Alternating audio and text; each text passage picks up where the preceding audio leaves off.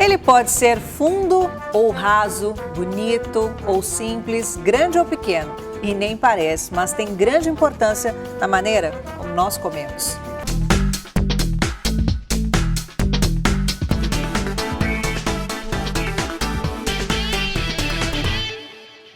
Não se sabe ao certo a origem dos utensílios para colocar a comida. Já o prato propriamente dito surgiu na Idade Média, por volta do século XII, com os nobres.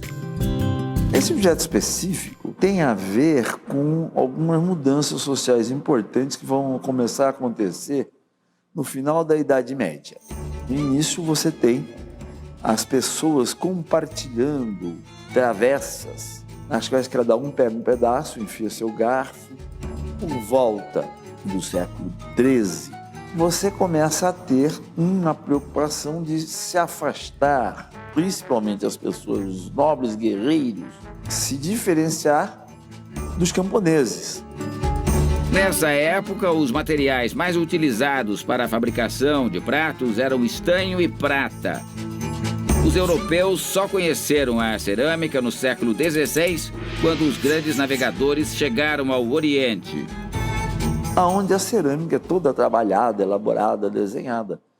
E aos poucos isso também começa a acontecer nas indústrias do Ocidente, né? Já no século XVII para o XVIII. Século XVIII, que você começa a ter o esboço de revolução industrial, aí o prato se populariza, né?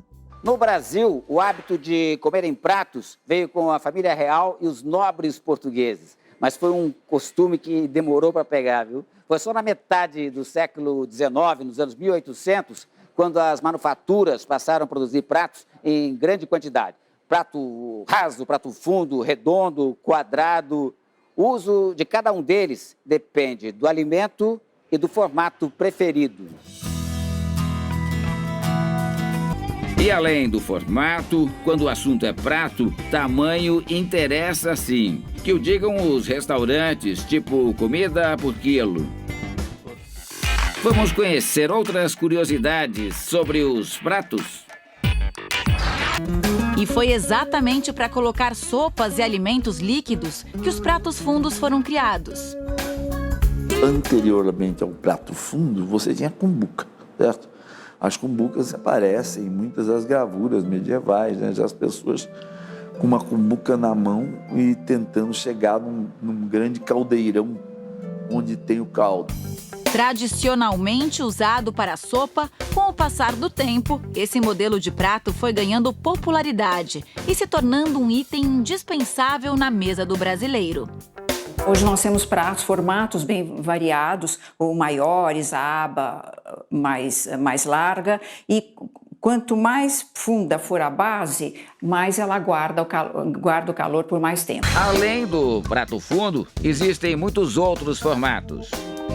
Que forma uma coisa de padronização é o mundo industrial, né? Antes disso, no mundo artesanal, os pratos eram cada um de um tamanho, de um jeito, de um formato, né? Um dos mais tradicionais é o prato raso.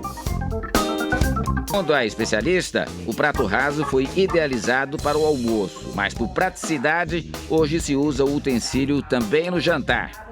Bem variado aquilo que você pode servir. Você pode servir o peixe, pode servir a carne. É o prato principal. Os tamanhos variam bastante.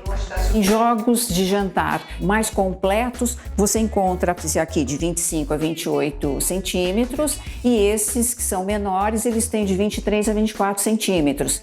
Já o prato menor, de 15 centímetros, pode estar em qualquer refeição. Nas principais, serve para saladas e sobremesas. E pode ser o prato de pão. Ele é usado em café da manhã, em chá da tarde, há uma série de ocasiões que você pode usar esse prato. Falou em comemoração grega, falou em quebra de pratos. A tradição milenar é datada do ano 600 a.C.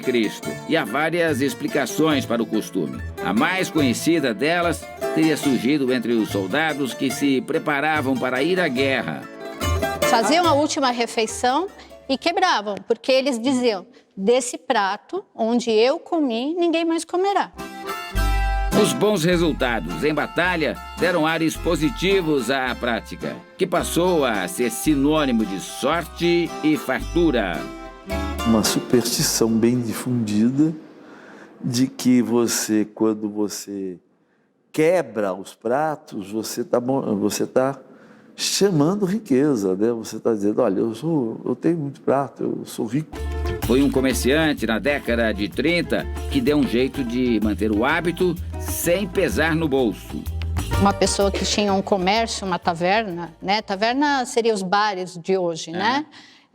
Então ele foi muito esperto. Então ele falou assim, bom, eu não vou acabar com a minha louça, né? Então eu vou fazer pratos de gesso, justamente para usar nas ocasiões festivas. É que naquela época as pessoas quebravam os pratos sem pagar pelo prejuízo. Isso rendeu até uma expressão grega. Kios aplerosi tas pasmena. Para mim isso parece grego. Pois é. O que você falou? Então, quer dizer, quem vai pagar os quebrados, os pratos Isso quebrados? Que você falou em grego? Isso. Nos dias de hoje, a quebra de pratos representa o agradecimento do público em apresentações artísticas, como as de música e de dança. Normalmente, em todas as festas, quem quiser homenagear alguém, ou alguém da sua família que vai dançar, ou o grupo que está se apresentando, ou o cantor, ou a banda, você adquire os pratos, você joga no chão. É isso mesmo, quebrou, tem que pagar. Quer dizer, tem que pagar para quebrar. E normalmente, quando você joga o prato, é sempre de boca para baixo. Ah, é? Por quê? Porque jogando dessa forma, com a boca para cima, ele estilhaça e ele pode pular caco. E mesmo sendo de gesso, ele pode chegar a machucar alguém. Então, quando você joga de boca para baixo, né, ele espatifa e fica. Hora de testar. Vamos ver como isso funciona com os dançarinos.